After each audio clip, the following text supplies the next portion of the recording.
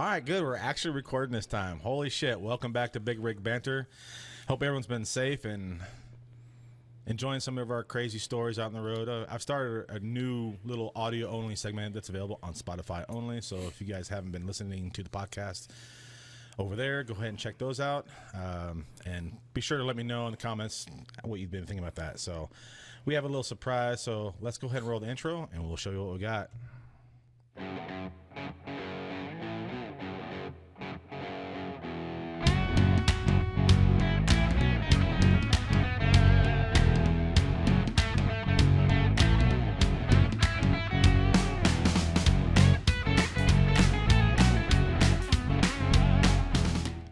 All right, so look at who we found walking around lost in the ether.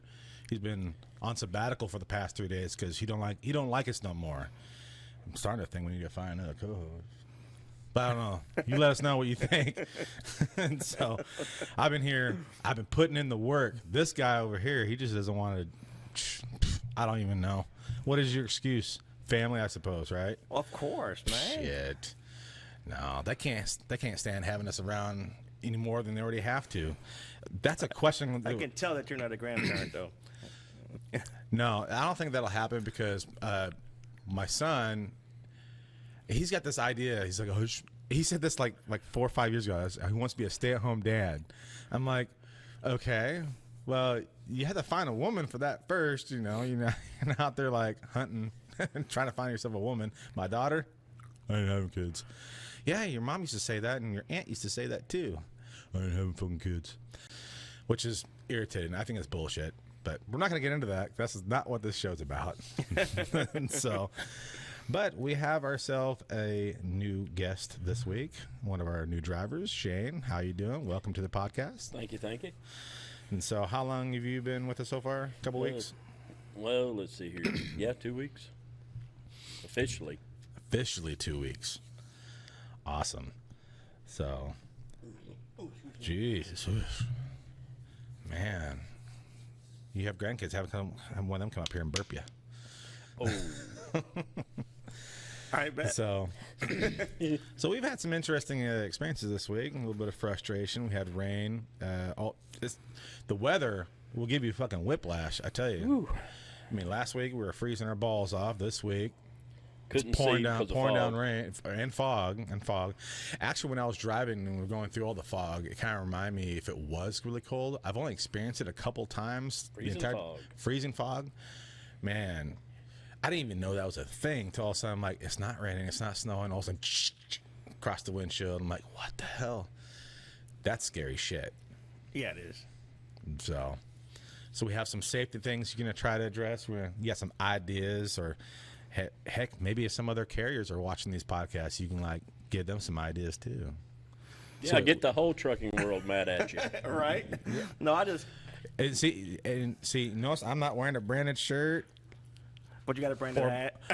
Or there we go, a branded hat.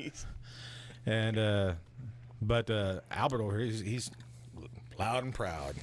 So, but what we got going on, Albert? I just want to address the complacency that drivers have, not just here, everywhere, about pre-trips and post-trip inspections. And we got some stuff in line to try to kill that complacency, because complacency can be deadly. Right. So what's your first thought? My first thought is. Go ahead. He just hooked you, dude. He hooked you. It's fine because I'm not scared. I'll take any kind of flack that comes my way. Is to kill complacency via basically making sure these people are doing the proper pre-trips by taking something away from the truck that's DOT regulated, but not letting them leave without it. But what if they slip through the crack? That's when me sitting at the gate. So if you see my pickup at the gate, check your truck. Because you will not leave. Wow, we finally have security here. Sir, where the hell you think you're going, sir? You will not leave without that object put back in place, but you would leave with the write-up, point blank. Whew. Hell no. I'll be like, no, I was coming to you, man, to get my shit back. So if I do take something out of a truck that, and I'm not sure what it's going to be yet, and you don't do a proper pre-trip inspection, especially if you leave a truck here over the weekend, then that's on you. And so one of the examples you had was taking the triangles out. Okay, obviously we have a team over here that thinks that you are 70% in the 60% in the wrong. And I mean, don't get me wrong.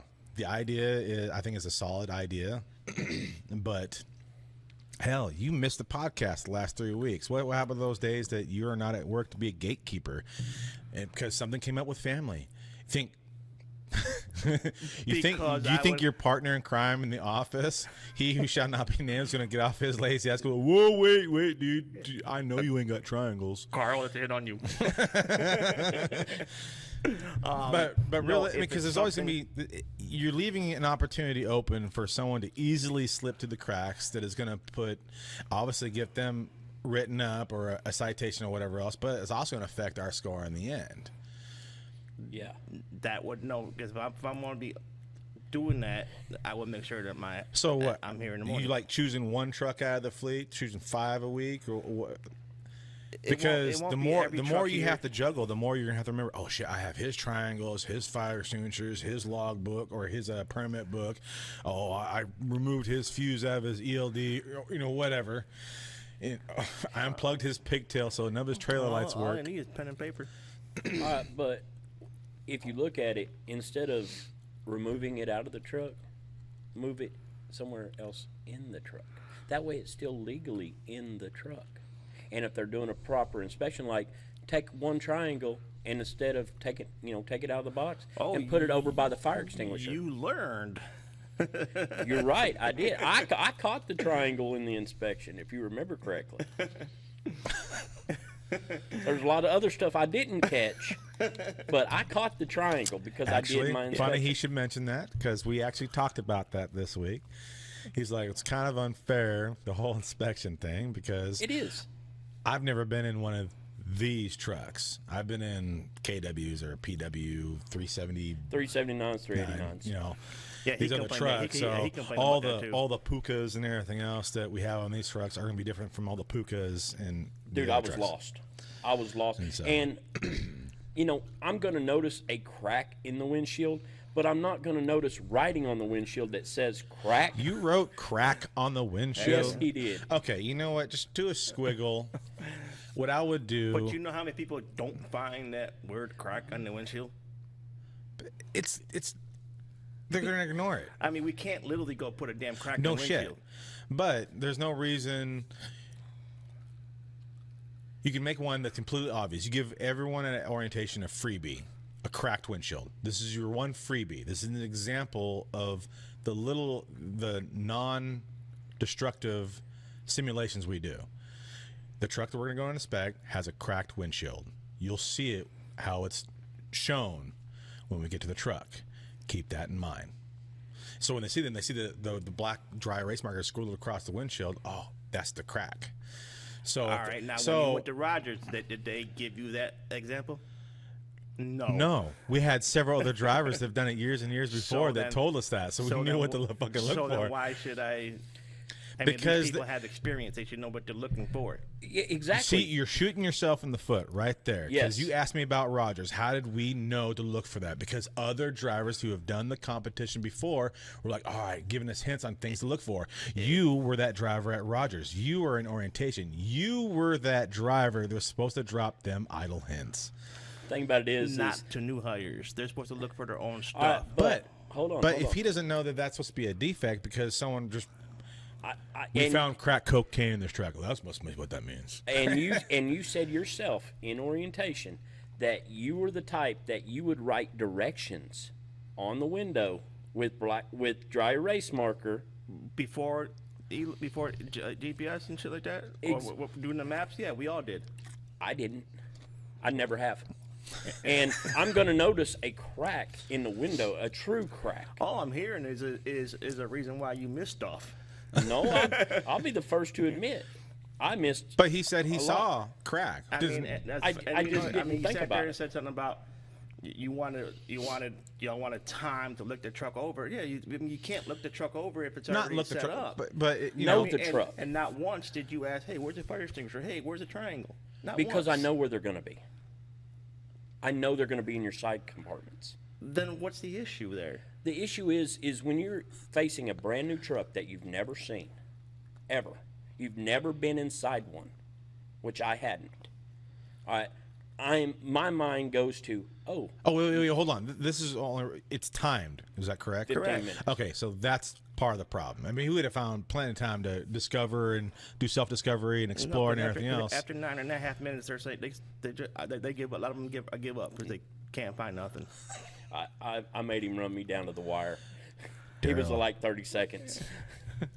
So, I mean, if everybody had, I mean, you've been in the career in this job for a long time. Yes. You get DOT inspected by a cop. What's one of the first three things they ask for?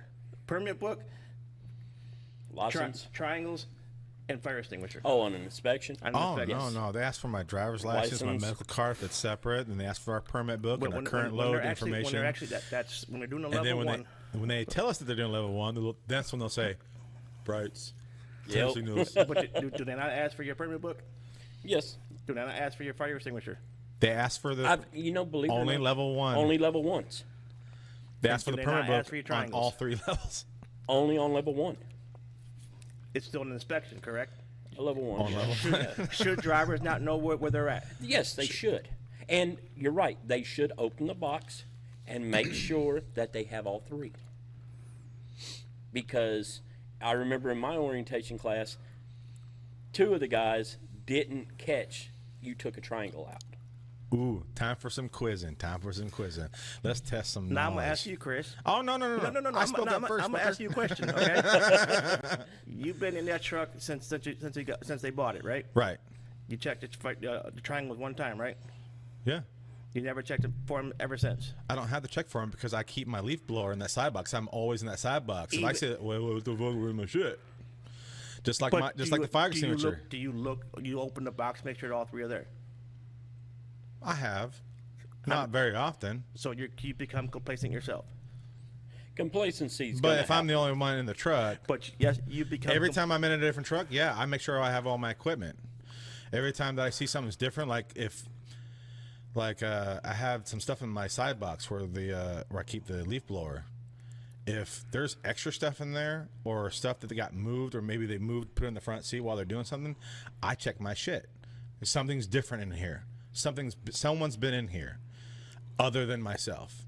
What else has changed? If they move this, what else did they move? I see what you're saying. But otherwise, if I'm the only motherfucker going in that damn side box, I have no reason to check it every single week. Because you already know Now, nothing's moved. Now, the engine runs all the time. It stops all the time. So, yeah, I'm going to check the oil and all that kind of stuff because that's a factor or something that can change on a weekly basis. And thanks to you, I forgot what I was going to talk about. Well, I'll say this. Oh, okay, I remember. Your idea is good and bad. It has its good merits, and I see it could also go the other way in being bad. I honestly believe that. Right. Because if you do got guys getting really complacent and they've been rode up for it or whatever, then yes, maybe Yeah, do it those to are the those ones that certain should be paid- drivers. yeah. Go after those drivers. If you do a guy, say you decided to do my truck, Or better yet, Dean's. and they catch it. Say they catch it. All right, that tells you, all right, this driver's actually paying attention. I don't really need to watch him. Because the one thing a truck driver don't like is to be micromanaged. Or, I guess, In my experience, anyway. if there's an area that you find yourself like slacking on, not really paying that close attention on a regular basis. One of mine early on was the trailer axle alignment bolts. Point. It's just another bolt. It's there, but unless you know what its intended purpose is, you might not know any better. It wasn't until I'm like, that circle thing, you see there's a rust circle that's over here, and this thing's over here now. We got an issue. Yeah, you kick it, it's tight, but you move and you check it again when you get down the road, and it's ding, ding, ding, ding. I'm like, I've lost one going down the road. God. Now you know, I'm like every time I would brake, the whole trailer would go, because the whole axle would just shift. Talk about scary. So everyone seems to be really focused on triangles. Let's test some knowledge here. When you're on the side of the road, at what point are you required to put out triangles? Within 10 minutes. You didn't give him the chance to think of the answer. Well, when you got safety as your co-host, I mean, he's gonna just know that stuff. That was on our that was on our last test up there in Rogers, actually. Really? Yeah. Well, I think me and the wife might actually drive up when y'all go to that competition and just kind of hang out, because I was telling her about those. He only how about the what? Those. I want the meat those. sweats that I don't know Chris where he kept got. talking I don't about. know where he got that Yeah, from. I wonder, man. Dude, after that the first time going to those, I didn't have steak for 3 months after that. He's like, no. I told him about Liz's steak. They like it was. Have you ever eaten at Chewy's, the Mexican restaurant in North Little Rock? Mm-mm. They have what's called big as yo face burritos. It covers that. She had big as yo face steak. Yeah. It was huge, man. But I was telling him that, Doe's has, the tamale factory in Augusta is owned by the same people. There's a Doe's in Little Rock that's obviously same people. But Rogers is the only one that has different size filet mignons and smaller sizes of their ribeyes and what's the regular steak you get? Sirloins. And so they only have like a couple. They have like a larger selection, but still, it was funny. The first thing that come to the table after asking us, "Y'all want some tamales?" Of course, John was like, "Hell yeah, bring 'em." Was all right. We're out of the 1.5 pound, the 2 pound this, the 1 pound that. I'm like, those are the smallest size, and she had to get I think it was like either a 1.5 or 2 pound fucking porterhouse. Damn. It's like, what the fuck? That's some serious meat sweats gonna happen on that. She needs the whole thing. Either. Oh hell no! She like it makes me wonder what she would have ordered had they had a smaller size, because if it's this big and she ate like that much. Probably an 8 ounce. So, but we all knew going in, and yeah, that's the only reason to go back to Rogers is this steak. The Yeah. people are cool too, I guess. Well, like we talked about it, I could never see myself doing that type of competition. We'll get them next year. No, you will not. We'll get them next year. No, you won't. Because that ain't my style. We said the same thing when Gary was like, "Hey, you want to do this?" No. No, you didn't. We was like, yeah. No, I was leaving, and I heard him call from his office. Like, "Hey, Chris." Fuck. What? Yeah, what's up? Hey, man, we got this competition thing coming up here. We're thinking about maybe sending some people. You want to go? Fuck no, I don't want to go. It's like, no. And then he told me more about it. I'm like, I want to go see it. So I want to go watch it, but I don't ever want to compete in it. well, you can be one of our people that man the table. Give out shirts, shake hands. Or you can Do- volunteer for it too. Do some. Oh yeah. Well, yeah. I guess you could. Yeah. Yeah, I might do something like that, but I don't have no. I've been driving long enough. I don't feel I need to compete. A lot of the drivers out there are old school drivers, I bet they are, and so but they have that wanting to compete against other drivers. it's not about competing against other drivers. It's though. competing against the ATA. It's yourself. Yeah. And Yeah, yourself. I heard about the long nosed Pete story from him. Oh, gee, he just cried. He just any excuse he had, he threw out there. I was, yeah. I was telling, because I was the first son of a bitch out there. I was like, well, at least the good thing is it's one and done. You're not sitting there stewing like. Yeah, but when you were in the bullpen, you were all happy as hell to go number one. Hell no! I was like, he was in a different class, so we all sit in our groups, and Tanger's at the very end. I'm like, do you see this shit? He's all. Yeah, I heard about the long nosed Pete story. But yeah, it was messed up. I mean, I wish I would have had experience with one to know how it can turn. That was the one problem that did me in was the serpentine. But these sons of bitches got to drive the truck they drive here. Well, and once again, you had no experience in that truck. And so I'll know better next time. Exactly. It takes an acre to turn that thing.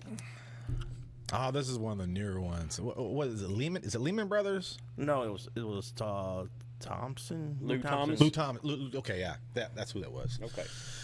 And so this year, assuming they, I already told them I'm not going. If you're gonna make me like try out for my own thing that I help train motherfuckers for, no, I don't want to go.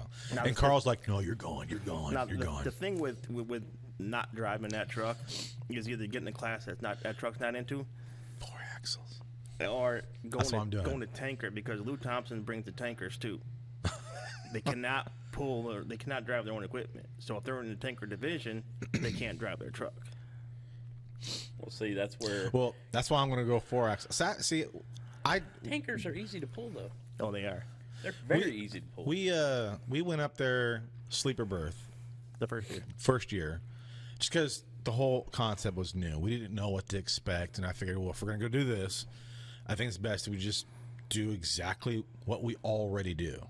We lucked out. We got to drive Freightliners. This is the same truck that we already drive. So that was cool. And then, but there was like, we'll say there was 100 drivers. I think it was like 110 or something like that, 106. But we'll say there's 130 of them out of what, the 5? Was it 5 classes? Yeah. 5 or 6 classes. 20 of them were like sleeper berth. 5 axle was, they had like 7 or 8.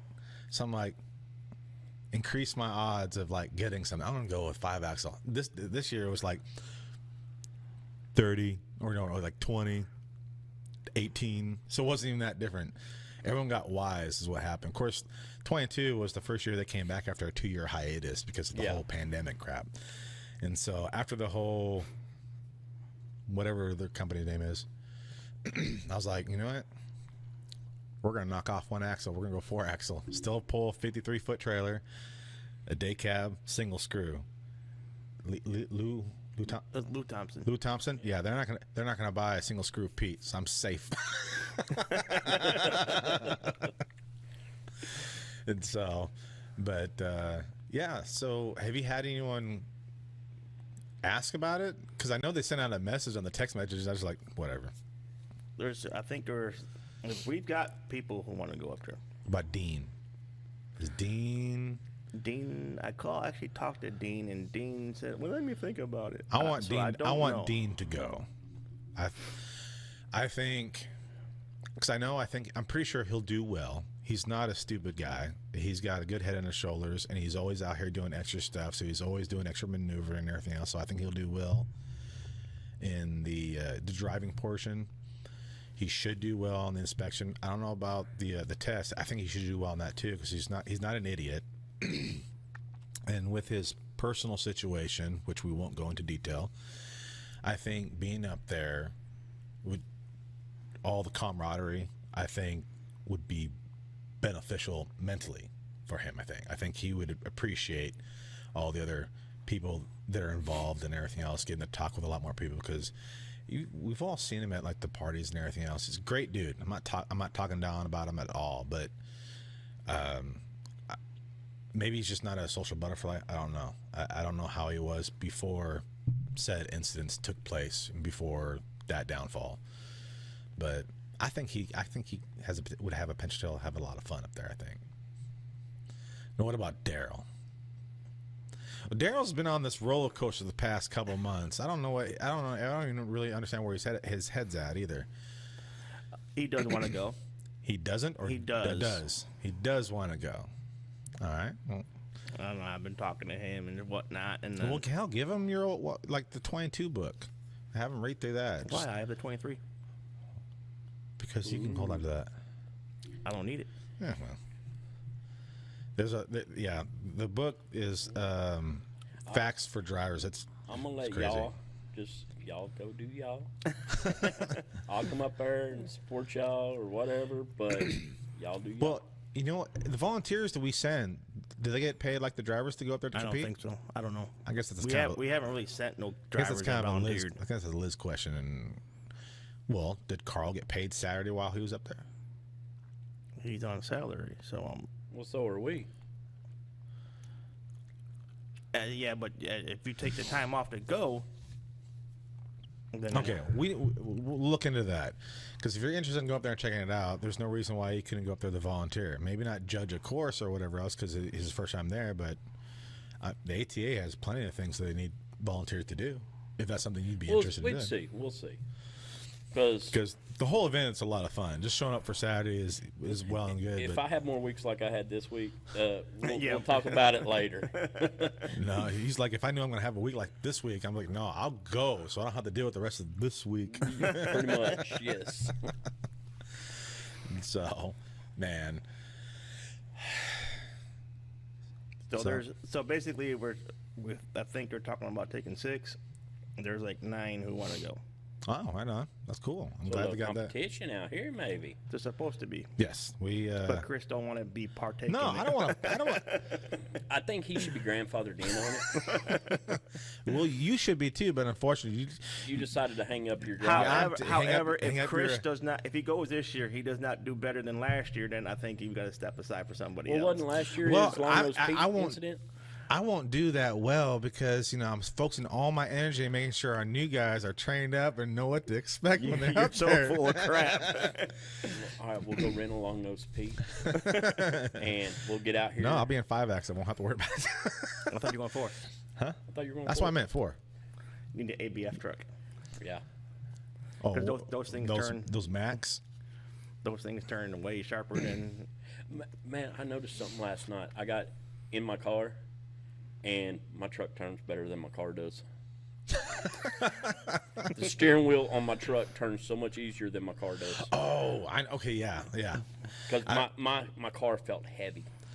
The first year that we went up to the competition in 22 was when we got those first trucks that had that like pinky steer. Yes. I was like, what the fuck? I'm not used to that. But after a while, you're like, it's not as awesome as it used to be, because you drive it for a while, and you're like, whatever. Yeah. Until you get back and the only time you really notice it is when you come home. God. The one thing I don't like, especially in rain, was that lane centering, Right. because it'll try to jerk your wheel one way or the other. You can turn that off. I had to in the rain because it would jerk, and it was It did that to me kind of once freaked me out. in the ice. I was like, well, what the hell you do? You smoking? What the hell? Smoking that shit. Yeah, it kind of freaked me out the first time I felt it jerk. So last week when we had our little snowpocalypse, where'd they send you? I wasn't out yet. I lucky was on orientation actually. Oh, Yeah, lucky. he came in on orientation on the 15th and said, "Screw it, I'm not leaving until the 22nd." So, Oh, I already had plans. yeah, Shane, I'm just kidding. No, he's afraid of the snow. It's all right. You can say it. You're like, you didn't want to deal with those I-80, Iowa, Wyoming flashbacks. I get it. Well, Idaho more, Montana. Idaho. Yeah. No, I haven't really had any problems in Idaho. Now, Oregon, yeah. I don't care for Oregon. And so Never have. we talked about that last week, our little snow adventure. I've done enough time in the snow to where, just like I personally think anybody that throw chains on to go down the highway is crazy. I chained up. I was like, I am not parking on the side of the damn road. You can kiss my ass. The day that I got to throw iron to go down that road is the day I don't need to go down that road. True. However, throwing chains is kind of fun. Okay. I mean, Okay. if it's done right. Okay. Like I I mean, said, there's an easy way of doing it and there's a hard way of doing it. you do you. The easy way I found of doing it is find yourself a block or carry a Yeah, block. I was wondering if you was going to say that. Yeah. Roll up on the block Roll and up take on the that 4x4. freaking tire right off. Yeah, and it really easy to put on. I just always felt the day that I had to throw a chain to go down an interstate is the day I don't need to go So down an interstate. you haven't ever been faced with that situation. Oh, I've been faced with that situation a lot. As a matter of fact, the first time I chained was with this company, and it's the first time I found out that we had tracking devices on our trailers. I get a phone call from Pam at the time, What? Pam O'Neill. Yeah, I know who Pam is. And What tracking devices on which trailers? On all of them. when we were back in the old Yeah, building, I the know. first building. Because she wasn't at the middle yard. And so yeah, and she said, Albert. I said, what? She goes, how did you get over cabbage? I'm like, Oh, so they weren't tracking, and they were just like, you're calling. So where No. you at this morning? no. What trailer were you pulling that had a tracking device? Because we didn't start getting new trailers till the middle yard. It was they had tracking devices on our trailers in the first yard. That's how I found out we had them. It was because Pam called me up and asked me how I got over cabbage without chaining. I ain't never got that phone call. Did you chain? Fuck yeah, I chained. 'Cause I'm not no. And then- you start going down the road, and all of a sudden you see that sign. Oh, chain and- law in effect. And then I took a. I'm not parking here. I took that box that the trackers came in. They had put a bunch of straps in it, take it down to Stuttgart. That's when they wanted straps. Wait, producers or at Lennox? I think it was Lennox. Since when did they need straps? I don't know, but it was back in the day. He's lying. Okay. You give them straps, you'll never see them son bitches again. Go ask our boss when's the first time they put trackers on them trailers. Well, like I said, I believe the way I believe because that chain, if you're not averaging 45 miles an hour or more, you're losing time. Well, yeah. So If you're not moving, you're losing a lot more. it don't matter. You're being safer. Yeah. Because it ain't my driving I'm worried about. Right. It's that idiot XPO or those double guys that you know them as well as I do. That in the snow, all their trucks will do, and then a mile down the road they're in the ditch. 30, 35 is as fast as you should be going chain. And then the other time I chained up, I got caught in Vail. Well, Vail, yeah, I can see that. They What? Over Vail Pass, Yeah. In Colorado. Oh, okay, yeah. I've been up over that. See, I didn't have to chain though. I throw chain on dirt. I've had to do that up in the mountains of Colorado Right. when I hauled in the oil field up there. To get up the hills, you had to throw chain. Damn. Well, heck, they had their little yard truck here all chained up going yeah. around. I'm like, whatever. It's still chained up. Is it still chained up? Yeah, some of the dirt out there is getting kind of squishy out here. It's a little pond back there. Jeff used to say, "Oh, we should like expand that pond, get that bitch stocked up, go out here and fish while you're on the yard." I'm like, I'm going home. Going home. Down the road. There's plenty of fishing places around here. But I can see for those people that don't live here, like Melvin, he doesn't live here. Daryl doesn't live here anymore. If you knew Daryl, you'd understand. Love you, Daryl. Shout out, buddy. Be good. Right. Man. So where'd you work before? I've worked at numerous companies over the years. What is on your? my own. It's only been a week, 2 weeks, but who, out of all your employers you've had driving, which one stands out? Loaded question. Okay, which one positively stands out? Can't really say favorite because I don't know if you have a favorite company. Some of them stand out for different reasons. So there's that answer ain't that simple. You know, Okay. like maintenance wise, I would probably say Melton stands out. Okay, so would an easier question be like, out of all these companies you've worked for, which one do you just loathe? Like there ain't. It's no what longer the hell was I thinking? It's no longer in business. So we can talk about them. But I would say my favorite was a company called Triple W Express out of Ohio, hauling air freight, which we talked about that a little bit yesterday on the phone. The one I can't stand, I don't want to blast them like this, but they still owe me money. And it's a refrigerated carrier. I don't want to put their name out there, All right. but they still owe me about $5,000. Jeez. Does it rhyme with Southern Refrigerated Transport? No. Okay. Does it rhyme with? Yeah, I'll put it this way. It's 2 letters, transportation. Huh. Refrigerated. And the first letter's a K. Okay. So I'm pretty sure y'all can put two and two together on that one. If I cared enough. I don't care. There's only one company I know that starts with a K. It's 2 letters. Night. Oh, That two starts letters, That starts with a K. but it's not 2 letters. No. After off the air, I'll tell you what. Yeah. I think. Yeah. I just don't blast people like that. That ain't.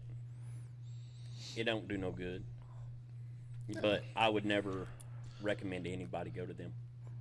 See, that would be the only reason to really put them on blast. Like, hey, if you want to if you're just starting off and you like this kind of freight, I would avoid carrier A, just because you're gonna have to deal with all of this extra stuff, or you won't get treated this way or whatever else. If you want to do this, go with these people instead. I can understand And that. so, but when they owe you money, it's kind of like Yelp, bad reviews, baby. But yeah, I think swinging beef. They hauled a lot of swinging beef back in the day, and they would hang you out to dry. Like they would owe you. Oh, we're going to pay you next week, so we need you to keep going, and then they would pay you some. Well, that's kind of what I had to deal with Grover and Morgan, who, when my uncle passed away, it just became Morgan Transportation, and my grandmother became more of a crook. I hope you're watching. Well, don't work for family and friends. You're very, very correct right there. Very correct. Good Google search. Good Google search. No, I knew who they were. Yeah, that's probably the crappiest company I've ever worked for. Yeah, we can't put them on blast. No. Because they're still in business. They come back for slander. Exactly. So. And you did cattle as well, didn't you? Yes, I have. Them drivers, them nuts. They're crazy. They obviously all the memes. If they have so many memes, there's got to be quite a bit of truth in a lot of these memes. Well, fortunately, I never had to use toothpicks to stay awake. Okay, I just seen that one the other day. Like, this cattle guy's offering me a toothpick. Don't you take that toothpick? No. Oh, too late. What's the deal? What is the deal with the toothpick? Toothpick ain't just a toothpick. It's been dipped. Right? In different substances. meth. Some. Interesting. Some people use meth. Others use other things.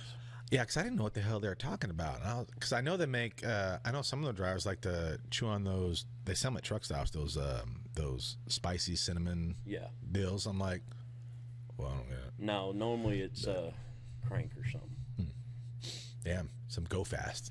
Oh, I know a lot of guys that got on it, and what's sad though is I've also known guys that on meth out here driving, and they don't make no time because they start coming down, so they got to stop and take another bump, Right. and then they end up being late. To where if they would have actually stopped and slept for 4 or 5 hours, they would have made it. Right. But they couldn't sleep. Have you had any experience with substance? No, alcohol. Not even pot. Not even pot. Never Really? have. You never were interested in it because it was illegal No, or it just never tickled my fancy. right. I was a partier for years with alcohol. It was make money to spend it on the weekend partying. If it ever became more federally legal, is that something you'd like try, like a gummy or something like that? No. Just I have no desire for it. I haven't smoked pot in ages. Well, you being from Washington, I understand you did, because I heard a lot of people. I moved from Washington before all that legalization really? stuff. Oh yeah, I moved down here in 05. Oh, okay. And so, what's funny about that? So, Washington and Colorado passed it for recreational use. The following year, the Seattle Seahawks and the Denver Broncos went to the Super Bowl. And so I'm like, oh, wow. The two states that decided to legalize pot are going to the Super Bowl. Awesome.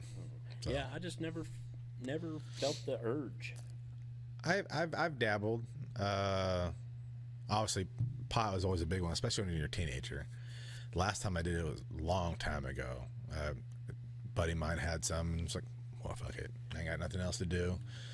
And I was like, no, you can have this shit. Yeah. Of course, back then, now there's all these different types. You have your cannabis and your sativa and all this, or sativa or whatever. I'm like, no clue. I was like, hey, when we were smoking pot back in the day, we were just like, hey, I got $20. What do you got?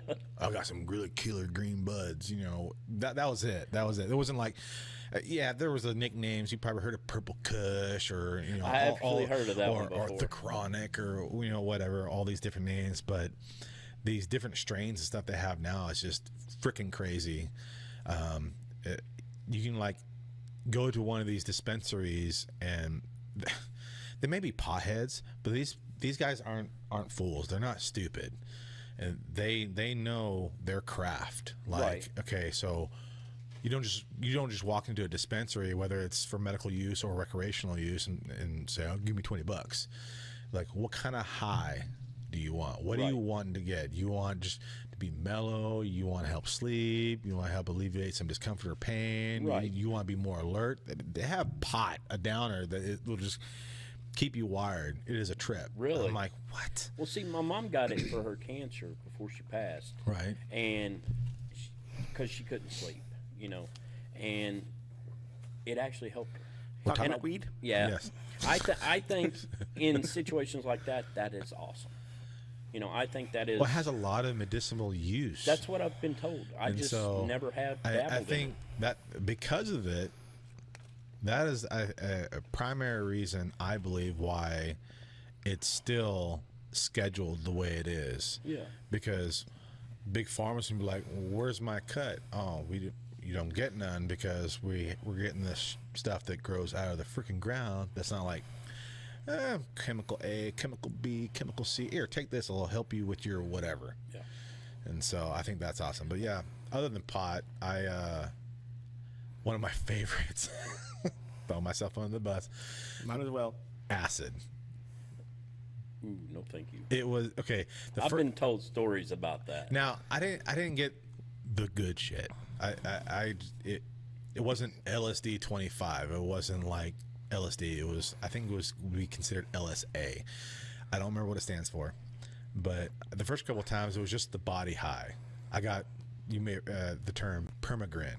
I could not frown to save my life. And me and a bunch of friends, we were on an adventure, and the saying "Is anybody okay?" became the theme for the entire night, because it was my first time on acid. It was my first time. So, is anybody okay? They're asking if I'm okay. And they're like, what's wrong? You having problems frowning? I'm like, you get to the point, if you smile for a long period, your face will start to hurt because of all the muscles you use constantly. And they all just went, what's wrong? Can you not stop smiling? I couldn't stop. My face hurt so bad the next day.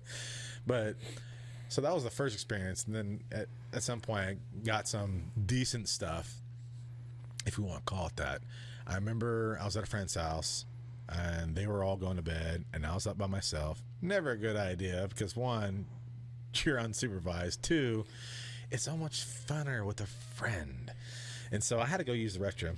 I'm doing the business. And if you've ever been to an old apartment where they have like that weird marble metallic wallpaper stuff around the tub, it just started going. I was so excited because out of like the 4 previous times that I've ever done acid, I never had any visuals. I was like, holy shit. I ran across the complex to a friend of mine's house whose name's Crystal. Yeah, she also sold that too. That's beside the point. Jeez. Knocking on the door. And she didn't want any company that night. So that's why I wasn't ever at her house in the first place. She's who I got the acid from. And I was like, dude, can I come in and hang out? It's all good. You're here. You can help us out. Okay, whatever, you know. So I go in the other room. I can't remember the other guy's name that was there, but they were putting up Christmas lights. Here, help me untangle these. Sounds like, all right, you know, not that big of a deal, except for these bastards were plugged in and Oh my God. And it was the first night I remember that it was a blood moon. That I didn't hallucinate, thank goodness. So we went on our adventure down. It was around Olympia, and I was like, so and so. What color is the sky? Whoa, dude! I forgot. Tonight's blood moon. I'm like, okay, cool. I'm not seeing shit. I got a serious question for you, though. Yeah. Where do you see our industry in 15 years? The trucking industry. The trucking industry. See, that's a several many layered question. Like, what do you mean exactly? As far as freight, No, technology, not as freight, more as, do you think that these automated trucks no. are actually going to be utilized? To a point. I think in order to become more autonomous, technology obviously needs to be better. They need to have dedicated routes for these trucks. Agreed. Specifically. Just because it's been proven time and time again that the human instinctual factor that's not there plays a huge role that autonomous vehicles just can't. That sixth sense you're talking about. They just don't, So, I mean, you can write all the complex algorithms you want, but there's just still that little factor that can't quite make it. It's a pass as far as cars and whatnot because they're smaller, they can react faster. But a truck, no. I think if they're going to do automation, it should be like semi-automation. I've seen them advertise something in the Scanias, if I'm saying that right. It's the Freightliner cabovers in Europe that they use. Yeah. They had actually it may have been Volvo. It's one of those two. But they had like a deal where the truck can go into an autonomous mode. The driver still has to be in the driver's seat, but he can swivel the seat out of the way, and he can sit there, read a book, just glance over out the windshield periodically and everything else. But I think even Tesla's cars in full autonomous mode outside of the state of California, they require you to every like 5 minutes or whatever, jiggle the steering wheel, let you know that you're still there, you're still aware, and everything else. And if it doesn't, it'll start slowing down. If you try to re-enable it, it'll be like, no, you're in timeout. You can't do it again because you messed up. But yeah, I think if they did something like that, it'd be fine. Give a shout out to Nicola. Yes, I've seen that. Okay. One of our drivers that was here, his name is Matt Davis, and he might be coming back. I'm talking him into it. We'll talk about that later. But he's a big advocate for this company, Nikola. They make electric trucks, but they're not. It's not just about the trucks being electric. They're investing in researching battery technologies so that they can be more efficient and actually utilize out there on the road. Actually, I think you told me about something. Here's what's funny. Check this out. That electric pusher. Yeah, I saw that, and I'm like, that's. Did you just mention that because you saw it, or you've actually seen one? No, I saw it, and I'm like, is the post or it? I saw it. Okay, so we talked about this thing yesterday, and then after I got the phone with him, this little post happens to end up in my Facebook feed showing this pusher that you were talking about. I'm like, you need to stop listening to my conversations. Right. But I was like, I saw him, I'm like, son of a bitch. We just talked about this 10 minutes ago. About it. And so, but as far as like new emerging technologies, not autonomous, but I think they are doing something right. So hang on. With that picture right there, being that you have two different articulating points in that, doubles. You requires a doubles. You would require a doubles. Yeah. But if you think about it, that with that, because I've actually seen that on the road, it was being tested with the doubles endorsement for a mountain driving area. That would be perfect. Yeah. Oh yeah. For a 250-mile range. Not having to burn up a whole bunch of diesel climbing up through Vale. Up Cabbage. That makes perfect sense. That's probably, I think, better than for like a dedicated route. Exactly, a dedicated route that you can change the batteries on each side. Because that one, you don't charge it, you change out the batteries. Right. Well, the battery eventually still has to be charged. Yeah, but there's enough solar farms out there that if the plant has a solar farm, they can use their solar farm to charge these batteries when they're swapping them out. Exactly. that makes perfect sense for, like you said, a dedicated run Right. over these passes. Now, I'm sure we've seen, in light of recent events with all our little snow apocalypse, all the Tesla owners that were abandoned because their batteries drained more quickly and all the charging stations were inoperable because of the extreme colds. Did you see that? I watch out of spec reviews and out of spec motoring. Kyle Connor, he's a big EV guy on Teslas and everything. He tests all the different EVs out here, but he actually flew to Chicago to find out what was going on, because mainly it was in Chicago they were having all these problems. Right. And it was mainly people that didn't know how or didn't have at-home charging. So their batteries were so cold that it was taking, you would plug in, and it would take 45 minutes for the battery to even warm up enough to accept any energy. Right. Because you can look up his YouTube, and he owns, I don't know how many Teslas, but he's big into Tesla. He deep froze his Model S Plaid. Left it there next to the supercharger for like 2 days in Sub-Zero in Colorado, and plugged it right in. Didn't precondition the battery, nothing, and it took over 45 minutes for him to start accepting any energy. Wow. So what it is, I think, up there in Chicago, from what everything I've gathered, because I find it interesting.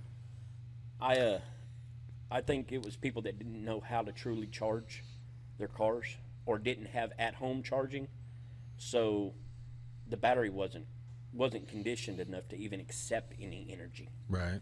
So I don't think it was more the network, but I think it was more. Oh, I don't think it was in the network. I think it's just because of the extreme temperatures, they weren't able to charge their cars, and some people say they were abandoned for a couple of days, which is ridiculous.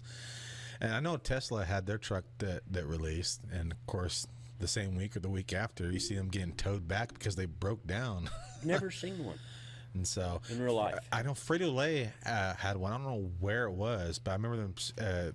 People describe the way they sound when they go to accelerate. It like they're pulling nothing because it's an electric. Yeah, it's got instant power, instant torque.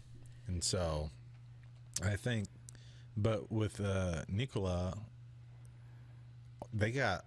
There's so many other things going on in the background that they have their hands into. Is that the one that you were talking about that does the hydrogen? Yes. See, that interests me. They have trucks, but they're primarily a battery manufacturer and a charging station manufacturer, and they work with hydrogen. And I think that's going to be a big deal. So 15 years, I think if that catches on, I see no reason why that hydrogen fuel cell technology wouldn't have caught on by then. This isn't like oh no, stop the drilling, save the Antarctic, all this, that, stop all the drilling, blah blah blah. It's not an EPA thing. It's partially an EPA thing, but mostly it's just more efficient. Yeah. And so, I mean, because we're never going to be rid of oil. I don't care what anyone says, because we might be able to get away from the fact that we don't have to use it for fuel, but lubricants, synthetics, will only get you so far, and those are still based on petroleum. A lot of them are. And so, like your synthetics, that synthetic oil molecule is based and built on a petroleum molecule. So they can only get so far. We're not going to get away from oil, but the range, I think, is the primary reason why more of it hasn't caught on as strongly as it should have or could have. But I think 15 years, a lot can happen in 15 years. A lot has happened in 15 years. Hell yeah, a lot has happened in 15 years. But yeah, a lot has happened. What's crazy, the start of the trucking industry, what the 20s? I had notes around here somewhere. Oh, man. Yeah. Oh, geez. Here we go. Here we go. Let's see here. Yeah, this was meant for an episode that Albert decided to let me know last freaking second. Oh, I just found out 5 minutes ago. I'm like, but you didn't tell me nothing. Let's see. Do I have it on here? Okay, so the ATA started in 33, but I think trucking as we know it, or freight hauling as we know it, it started in like the 20s, I think, wasn't it? Something like that. Oh, shit. Getting tangled up in my own cords. As we know it?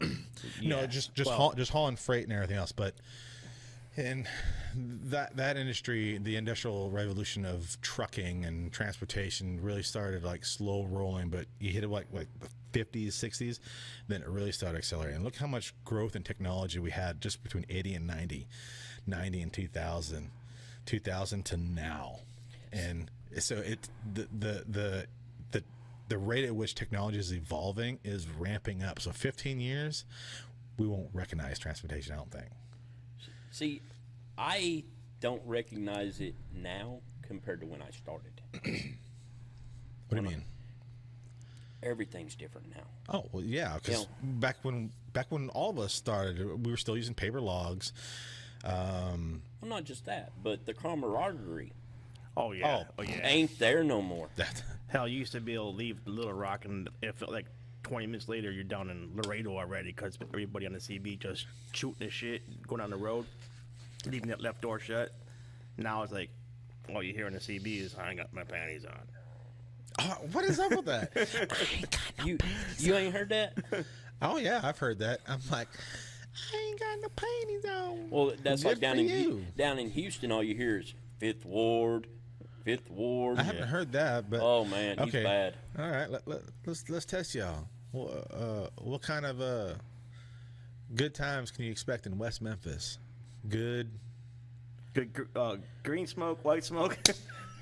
And going to jail if you call that number. Yep. What is crazy is that the dumbasses are still falling for that. I mean, how do you really? I didn't know this. Gail told me this, and she'll come on the show at one point. She has something she wants to talk about, which I think is a good topic.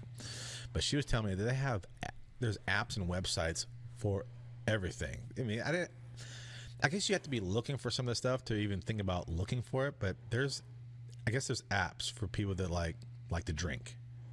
If you like to drink, it'll tell you the best places you can park your truck and get a beer.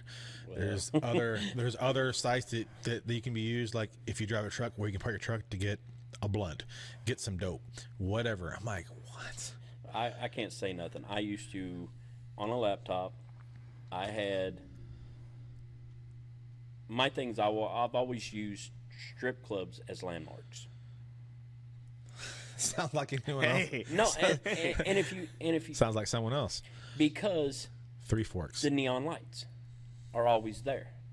So I'm coming through an area, I see those neon lights, I know, all right, I'm here, I'm this many hours away from here. He's just talking about a Brooks and Dunn song now. No, now I compiled that into a laptop and rated it on a booby scale. You know, a booby scale. A booby scale. If it had truck parking, stuff like that. Okay. And I almost tried to publish it. I almost tried to make it a book. The Booby Reports, brought to you by for truck drivers. That way they would always know, all right, I can park my truck here. You know, do I have to go in? Do I not have to go in? Stuff like that. All right, so how many adult places can you actually park a truck at? I know of. He doesn't have that many fingers or toes. You give him a break. You're right. You're asking the wrong person. I only know about 7. There's just in Oklahoma City. Oh, we're not going to count Oklahoma City. Just Oklahoma City, I can tell you 6. Damn. And Houston, I know of 4. In Dallas, I know of 5. In Memphis, I used to know of 2, but one of them's closed down now. We'll save all that stuff for a different episode. Hey, how you doing, big boy? You want some company? I don't go there anymore, but man, Memphis has been popping up in my feed a lot lately. Because we've been driving through there talking about it. No, just in general, like a lot more. They're talking about trucks being broken into, them having problems with catcall or prostitutes, the whole 9 yards. I'm like, well, we already knew this, but now it's starting to end up on like mainstream news outlets and everything else. I'm like, y'all didn't know this? Well, it's been a problem in that city forever. Just like that predatory towing in that area, A1 towing? Yeah, something like that. What? Oh, you haven't heard? No. Oh, guys are getting Don't leave your truck at exit 35 near Memphis. Got- Come get your shit. guys are 35. yeah, guys are getting like $40,000 tow okay. bills. How much? $40,000 tow bills. You can keep that truck. Yeah, and I think there's another. I think is it Nashville that's got one a predatory towing. I know there was another I think it's the same company, but in in a different area. Right. But yeah, they're racking up, and they've had cease and desist from the state's attorney general, everything, because they don't even have a license. Ooh. Okay. I'm trying to steer us back a little bit. Technology and everything else. We mentioned drinking. I'll have a drink occasionally, but usually if I know I'm going to work the next day, I don't have anything to drink regardless. Right. Just one of my habits. But have you heard of safety shot? Oh, that's what we talked about yesterday. Yeah. Have you heard of it? Okay. If you dabble at all in the stock market at all, there's two stocks I need you to buy. Shot is the ticker name, SHOT, and Nikola, which is NKLA. They will set you up if you buy enough. I firmly believe that. But Shot is actually really neat. I haven't tried it out yet. I have it for back at the house. One of these weekends, I'm gonna do a little bit of extra drinking so I can like fall over all over myself to test this product out. But basically, what it is, it's it has vitamins, minerals, nootropics in it, and it can help clear your head. Basically, it blocks your body's ability to continue to absorb alcohol, and then it increases your metabolization rate of alcohol that's already in your bloodstream. There are several people that have posted their own little videos and pictures of them drinking, getting like using the little store-bought breathalyzers you probably get off Amazon or whatever else. I don't know how accurate those are, but the technology is so old, it's got to be feasible. It's got to be somewhat accurate, but they show that they're blowing like 0.14 or 16, clearly drunk. And then they'll drink their safety shot, and within 30 minutes, they reblow. 40 minutes, it's like 0.04 alcohol content. And so I was talking with Matt again about it, and he says I drank more than anyone really should. When they were going to go test it out, he pretty much polished off an entire fifth by himself. So he was shitty, all right? And he says when they took the safety shot, it was the weirdest sensation that hey, his ears must have been burning. How you doing? All right. You all right? Yeah. You sure? Yep. You look a little irritated. Smile. I'm fine. Okay. Come talk to us later. Okay. Did you already pull that on his truck? No, it's Daryl. I'm saying, did you already do something? No, Nah, he ain't got the cojones. he's got. Don't just take this shit out, but he's got some personal shit going on. I don't. Just everyone. He's having a bad week. Just leave it at that. Yeah. So we'll talk to him later, off the record. Anyways, but he says that the sensation was really weird. I'm sure you can think about what it's like to get drunk. You take first one or two shots, and you get that like, wow. Especially if you haven't drank in a while, you get that like first like, wow. You're not drunk yet, but this initial hitting, the initial buzz, like whoa, and that mellows out. You have a couple more drinks, and you start to get that tingly buzz, or I don't even know how to describe it. I've never really documented the getting drunk part, but you know what I'm talking about. You get the different stages of getting more and more inebriated the more and more you drink, until you get to the point where you're like, the joke there when talks about how many fingers I'm holding up? 10. I'm holding up 2 fingers, dude. I've only gotten that drunk once where I was like,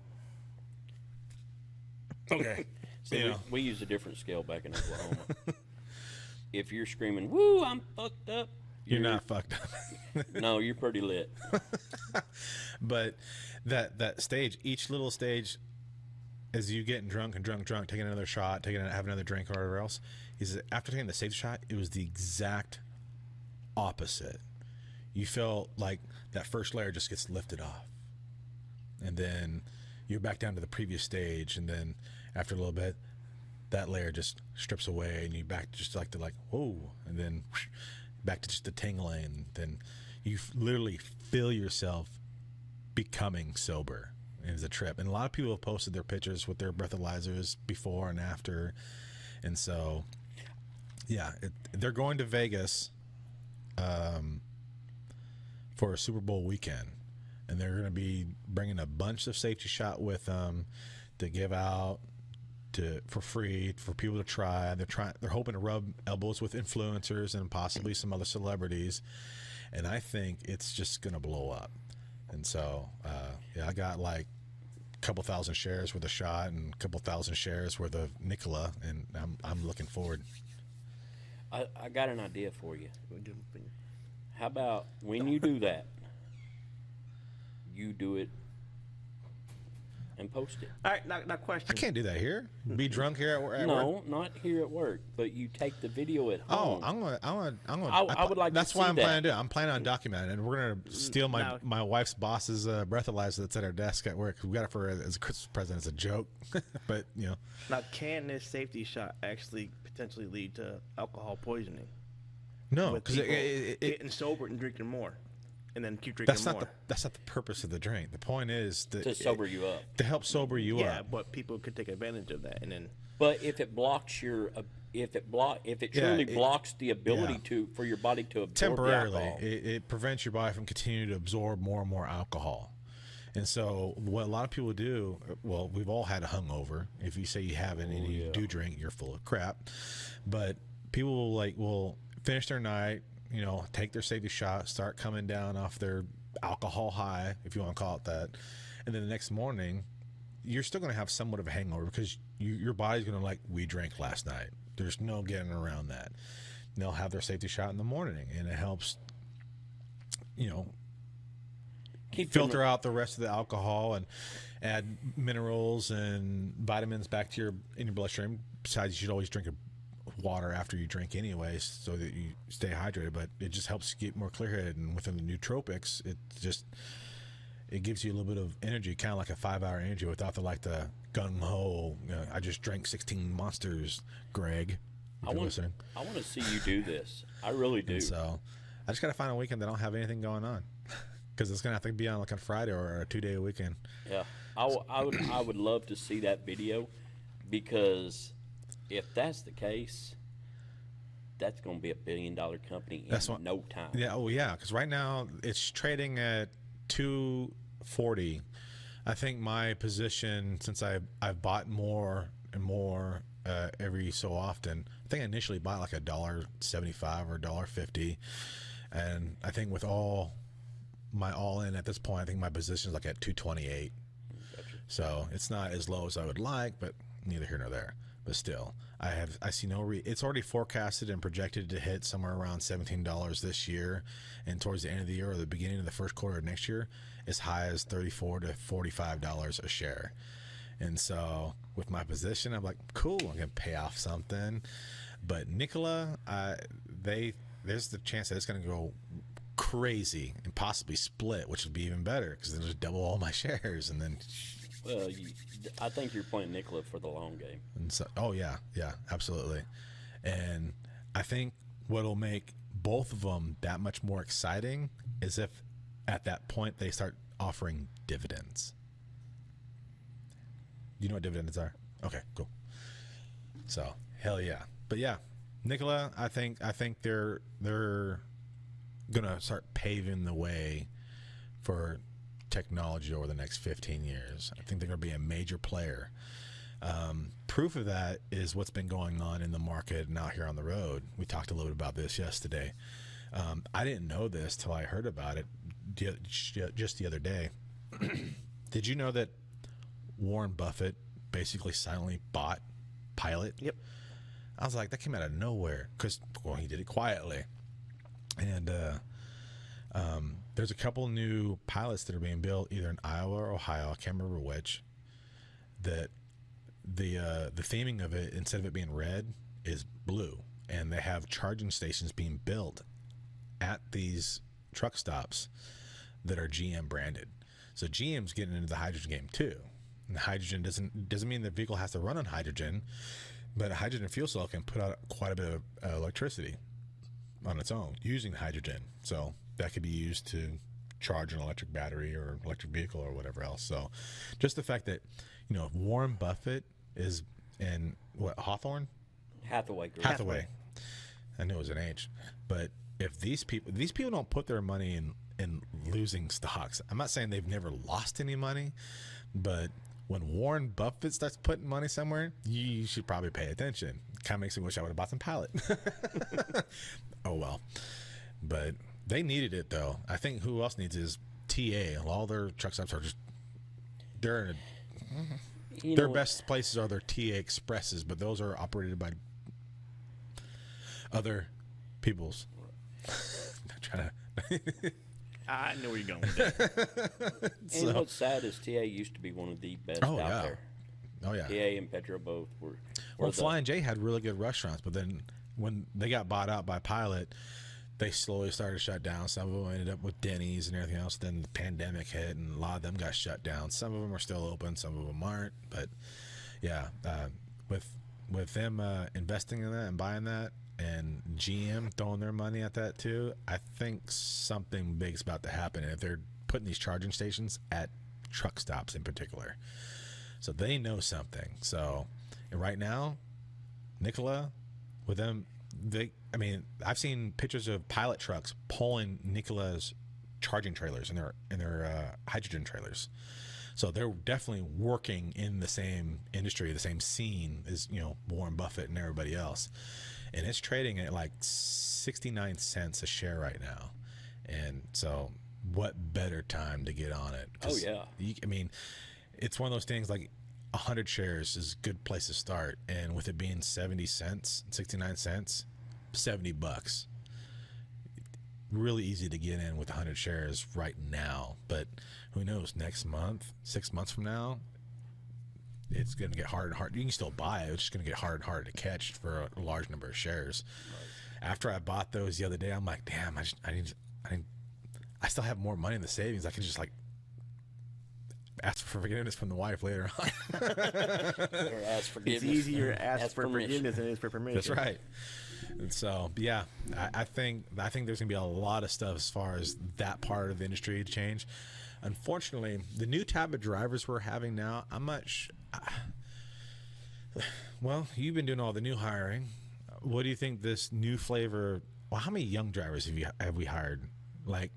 I would say less than 5 years driving experience. Honestly, that's where I've seen the change.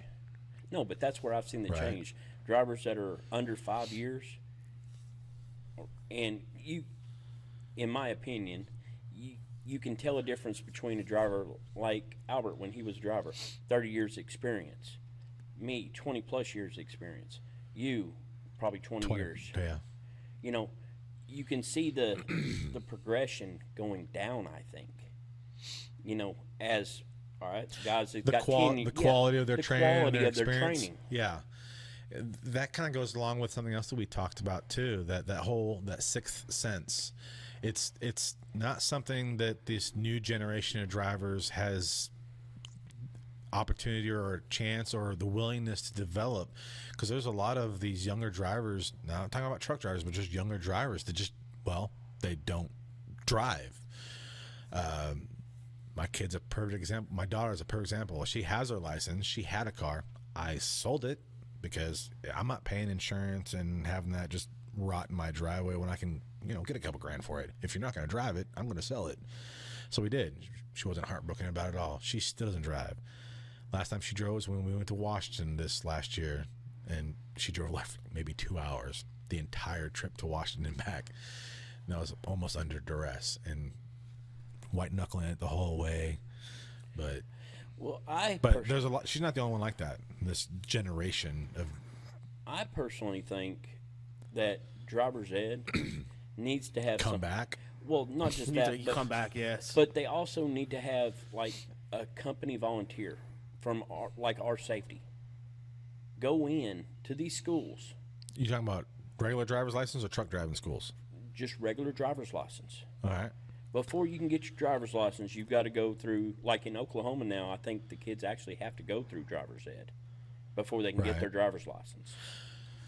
But before that, they go into the school, into the driver's ed class. Somebody like Albert or somebody takes an afternoon and goes explain what it takes for us trucks to truly stop. Right. We talked about that. The whole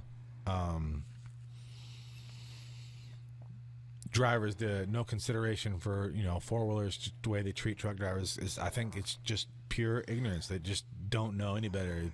It's just a big car to them. Now, on what you said, the ATA has got a group of guys that are supposed to be doing something like that. All right. The highway the highway heroes program, the ATA. Okay. has. Yeah. Yeah. So basically, they go to schools and they do that. They're All right. supposed to be doing that. All right, but how many schools are they able to hit? Honestly, you know, The ATA can only do what Arkansas. exact. You know, how many schools are there in Arkansas? How many high schools?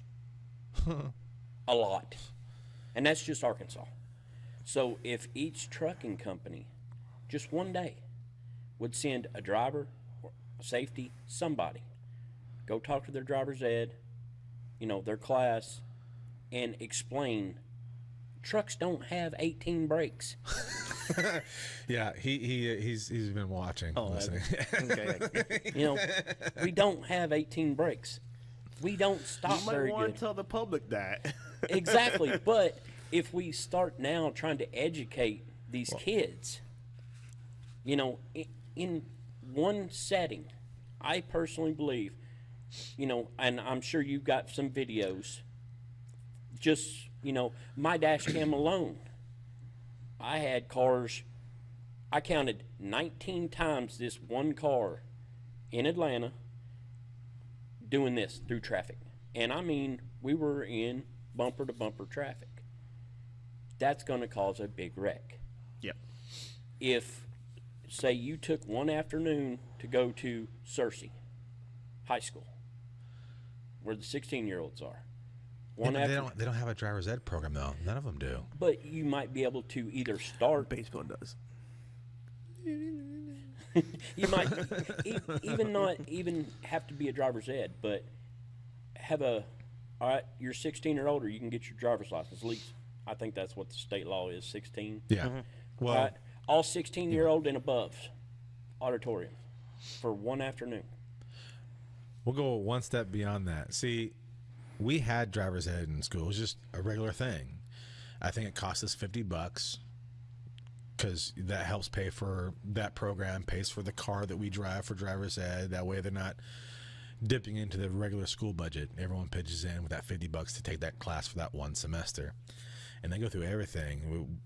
Your first module that you start with, you're out there in the car, you go through the motion of checking your mirrors. You know, in a 4-seater sedan, you have the back window. They'll show you check the back window, make sure there's no debris because those can become projectiles. This is shit they don't teach anymore. You know what I mean? Right. Not at all. And then you put in drive, you stay forward, you stop at a certain point, you put it in reverse, you watch your mirrors, and you turn back into a spot, and that's it for module 1. That's it. And it is simple, stupid as it is. It's just how many people you see kids get in accidents with just backing out of a parking spot. Sure. Just the simplest things. Just because no one backs up anymore. No one turns and we don't. I do. I ain't gonna lie, I do. And so that's old school. You have a rear mirror and you have side mirrors, but it was always. Was it you that made a comment about me backing up on my camera? It might have been when we went to lunch. when we went to lunch. Because I've got that camera in my car. Right. I don't use it. I use it because I still have my hitch in the truck, which I should probably take out. But if you're that close to the back of my truck walking around and you rack your shins, that's your problem, not mine. But see, like, But I use it to all right, that's back up far enough. That's good enough. but like, most truck drivers, I'm sure you would, volunteer one afternoon. I know I would. Oh, sorry about that. I know I would. I'm sure Albert would. Right. You know, most truck drivers out here would volunteer one afternoon, Right. sometime during the school year, to go talk to everybody at these schools and explain to them what being around a truck That's what I was getting at. is gonna do and how you need to act around a truck. The driver's ed, but another video that they don't show anymore. My wife wants to show this to my son because he's the opposite of my daughter. He's fearless, and she's like, "You need to slow the fuck down." Death on the highway. Faces. No, it wasn't Faces of Death, but it was something like that. Death on the highway, probably. There's that one, and we were just talking about it. He's like, we gotta make him watch all this. I'm like, now this generation, nothing scares them. That's the problem. It ain't gonna work. But I remember there's two videos when I lived in Alaska that we would watch every year. There's the safety around school buses. They show kids sliding underneath the school bus and getting ran over by a school bus. They don't show all the blood and gore, but you show the close up of the kid like get ran over by the back tires of the school bus because they're fooling around, not Can you paying do that attention. again? And they also showed the video for safety around trick or treating. But they did have those videos of for driver's ed, you know, showing all the different car accidents, why you shouldn't do this or that. And so, yeah. I'm just saying, I think if more trucking companies would volunteer to send somebody to the schools and talk to these kids, I think it might help. A lot of trucking companies don't reach out to the schools. They wait till the schools reach out to the companies. And that's the problem. I personally think the truck driving companies need to reach out to the schools. Take initiative. Exactly. Well, because we're the ones driving the trucks. I mean, if they and We're most the driver- professionals. and most drivers will be on board for that because if they can save one life, Exactly. if they can just save one life, it's worth it. Well, you know, we talked about it yesterday. Back in my young and dumb days, hauling cows, I wrecked a truck in my young and dumb days. I was going way too fast, and a little lady whipped over on the get-on ramp and went right to the hammer lane. Somehow, you know those little orange triangles that says baby on board? Somehow I seen it. I chose the bar ditch instead of hitting her. I would have killed her. I would have killed the kid. I know that. I chose to risk killing myself over killing that baby. See, back in the day, I would have probably done the same thing. But nowadays, with the people being retarded, I'm not taking a ditch because you want to be retarded. I got a family to go home to now, I too. know exactly what he's talking about. Leaving Indianapolis, going up there, doing that run up to Chicago that I did, and red asphalt. That's Okay. what it's called. Thank you, Terry. There was a lady who was shooting in a van, probably had her kid in the car. They had the construction. It was just a little up and over real quick. They were redoing that area just north, just past the TA and the Flying J on 65 north of Indianapolis, going towards Chicago. Is it 65? Yeah, 65. Yes. And there's no acceleration ramp, but she wasn't paying attention. She just comes right out there. I locked it up, and yeah, there was a moment there. I was like, "Oh, you just need to be hit." Some of these people, I think, that if they were to get hit, they'd be like, "I ain't doing that again," because it's like, "Oh, I got away with it. No big deal. He was able to stop. No big deal." You know. Well, and that's the thing. I think, you know, that goes back to what I was saying, is if these people are educated younger about trucks. Because my son, I guess he was 17 when he decided to come live with me. He had no clue about trucks. None.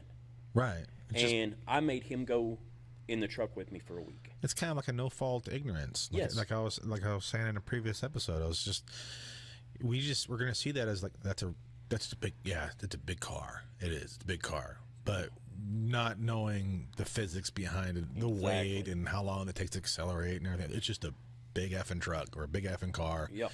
And so, not saying that they're in the wrong or anything else. I mean, yeah, it is a big car, but their ignorance, they can't necessarily be held accountable for their own ignorance if they weren't educated. Exactly, and that's why I think somebody in the trucking industry, which you said the ATA is doing something, That's only one. That's only one small group, though. But if all the companies would reach out to these schools, you know, say Bowerman decided to do it. Does Cersei still do? Well, you don't know. But I wonder if they do like a career day thing where they have certain companies come up there. We should be a part of that. It's just, I think, yeah. If we had like a group up there, kind of a career day and everything else, and have like a panel, kind of like a Comic-Con, a panel about, you know, just a simple 30-minute lecture basically about unknown people that don't really understand certain things and aspects about us accelerating or braking, just to bring a little bit of awareness. And like you said, if it saves just one person or helps one kid not be a dumbass in the future, it's a win. Well, we've all, you know, we're all grown men, and we've lived most of our lives, honestly. You know, we're on a downhill slide. I'll be the first to admit it. I agree. All right, if we'll live forever. if me going to one school one afternoon can save, like you said, just one kid that's beginning their life, set it up, Albert. It's worth it. What time of the? Okay, perfect. Okay, towards the end of the school year, I think is the best time to do it because they're getting ready to be released. They're free for the summer and everything. Yeah, I think it should be part of like the seniors getting ready to leave. Seniors and juniors primarily. The juniors towards the end of the year are getting ready for their senior year. They're doing all that college planning and everything else. But seniors are getting ready to go out into the world, whether it's college or whatever else, whether they drive or not. I think that group. Oh shit! No, it's 16 and above. Yeah, it's got to include more people. But yeah, I think towards the end of the year is when they have less studies to worry about. To be the best prime time to do a little something. And maybe Bowerman takes the lead. I think it should be like a full school assembly. Yeah, I would say 16 and above, because you're getting your license at 16. Well, no, you can get your permit at 15. When you're 15. All right, so 15 and above. The entire school do like a because just around here, you know, you got Cersei, you got Cabot, right? You know, numerous high schools. We should just take care of our own. Why? I live in Cabot. So you're the driver that go to Cabot High School. Gladly. You're in charge. If it'll save one student, one kid, I'm all for it. I will voluntarily take off one day to go do it. Yeah, I think just something. You're awfully quiet over there. He's you can see it in his head. I can't say what I know. So there's. Yeah, he acts like he knows so much. It's like steam rolling off the head. Wrap it up, and I'll let you know. I gotta pee. Well, damn it! You got a cup. You're a trucker, right? See the things you didn't know before. No, he's changed. Oh, that's right. He's not a trucker no more. He's safety. He hung up his jug. Right. It's a much smaller target when you have to squat. Use your imagination. Do as we say, not as we do. Or yeah, pretty much. Yeah. So awesome. Well, it's been fun. Albert has to pee. Again. So yeah, I think it's been enjoyable to have you on the show. I think we'll definitely have to bring you back. And I don't know how Albert thinks, but I appreciate you coming because I know you live in Cabot. It's a 20-25 minute drive, so for you to come up here on your day off, I think is awesome. I really wish we had our own actual space that we could just leave set up. That'd be awesome. See what you can do about that, Albert. I know they have empty offices in the office.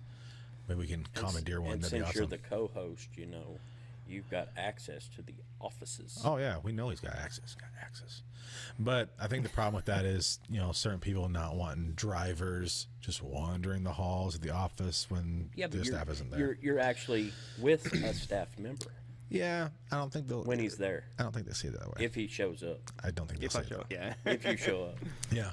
Well, I guess we do the podcast out here in the pouring rain because Howard didn't want to show up. We'll film it on our phones. Right. Right. We'll pass it around when we want other people in the frame. So, but yeah, it's awesome that you showed up. I think this is probably one of our better episodes. A little bit more energy than previous episodes, and we'll get Albert showing a little more excitement in these as we go forward. I'm sure. You know, we'll drag it out of him. Maybe we have to get him drunk before getting on the show. Then he'll really be. Hey, that's what he's not a CDL driver anymore. Yeah. So he could try the shot thing. However, I can only He's still not such- blow a .04. I understand that, but Because you have an alcohol limit because of your ordeal. We all do as CDL holders. Oh, psh, .04. if we're working, No, not even if no, you're not working. that's if you hold a CDL and you get caught with over a .04, bye bye to your CDL. not if you're not driving.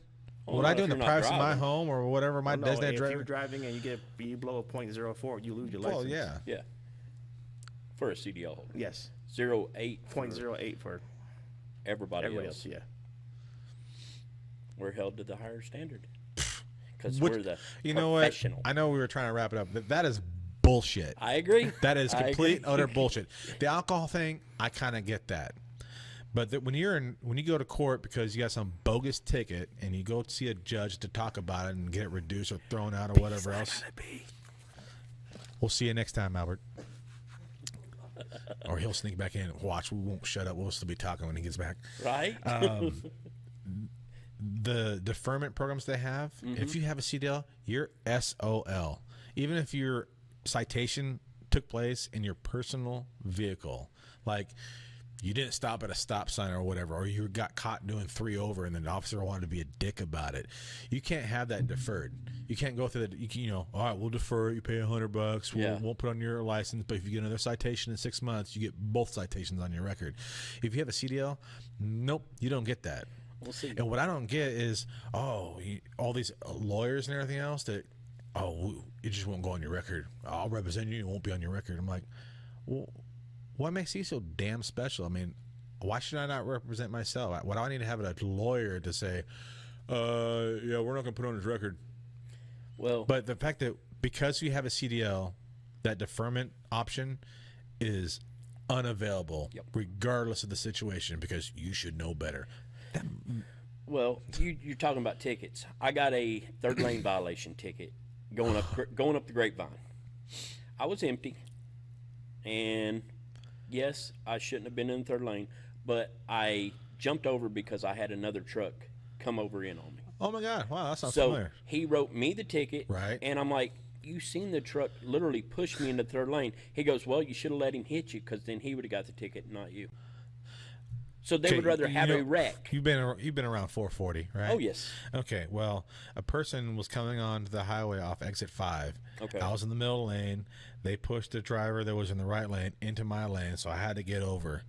And then, so I started to speed up. He sped up, so I slowed down to try to get behind him. He slowed down. I'm like, you let me back over. He wouldn't let me back over. Cop sitting on the on-ramp of exit 1. Oh, I seen you in there laying all the way back from exit 5. Oh, eagle-eyed son of a bitch, you're full of shit. Right. You've been trying to you shouldn't have been in that left lane in the first place. I'm like, oh, so I should have just let the asshole. No one was trying to hit you. But you just saw me get in that lane back at exit 5, you said. You saw me get over in the left lane, the third lane. Yeah. So if you saw me in the third lane, you didn't see that big, bright-ass yellow truck damn near take me out? Oh, that didn't happen. But I got the ticket anyways. Yep. That same scenario in California's was you should have let them hit you. Yeah. So California? They would, yeah. Oh. Grapevine. They're like, I thought you were talking about Texas. I have my own thing on Texas. I hate Texas. I hate Texas with That's a passion. definitely a topic for another day. Look at this guy. He's like, I don't want He's to. hiding. He's hiding. And so He don't want to come back. in. Albert already said his goodbyes. So, but yeah, thanks again for coming on the show. Alrighty, Appreciate it. I hope you guys found some level of entertainment in this episode. If you haven't already done so, be sure and click that subscribe button, click the little bell icon, become part of our little notification squad. Go ahead and give this video a thumbs up. Let us know that you liked it. If you didn't like it, thumbs down. Let us know in the comment section why. If you have any topics or ideas for future episodes or questions or stories you want to share, leave them in the comment section below. Maybe we'll read a couple of them on one of these episodes. Who knows? We'll see what's going on. And if you guys are listening to this on Spotify, I hope you found you can support us on Spotify as of right now. I think there's some sort of subscription model available. I'm not sure how it works. It's new to me. It's not new to the platform. It's new to me. So, yeah, listen to us on Spotify. There's extra episodes over there that don't include any video. So go and check those out, and we will see you next time. Until then, next time, be safe. We'll see you.